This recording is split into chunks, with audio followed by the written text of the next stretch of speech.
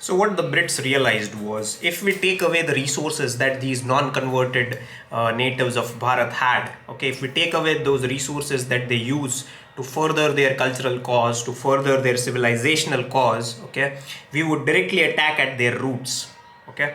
Secondly, you can see that the secondary reason for state control of these places of worship was because it would make it easier for them to convert, okay. Remember, whatever that we were taught in our history textbooks, that the Britishers were here for the purposes of trading, okay, they must have been here, but the motivating spirit or the driving force of them coming over here was conversion, okay. There is plenty of documented evidence for this on the internet, but we don't have that in our history textbooks because it will hurt the sentiments of certain communities, and hence the non-converted natives of Bharat are supposed to keep silent and just be nonchalant at nonchalant at this, okay. So they knew that if we usurp all these resources that the non-converted natives have at their disposal, we will be able to convert more. Hence, they came up with a series of legislation. It started from 1817,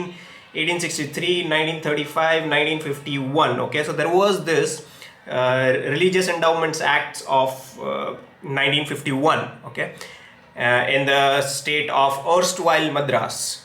Okay, now the people there, they challenged this act in the Madras High Court.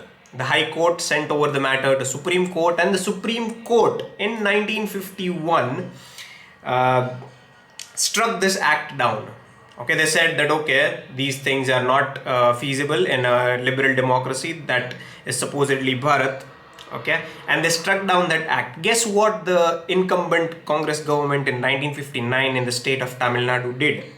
Okay, for any polity student, they would know that Supreme Court can struck down any of the constitutional amendments if they think it violates the basic structure of the constitution. But if there is any judgment that is given by the Supreme Court, it can be easily overturned if you have a majority in the parliament. That is exactly what Congress did in 1959. They brought back that same act that Supreme Court had struck down.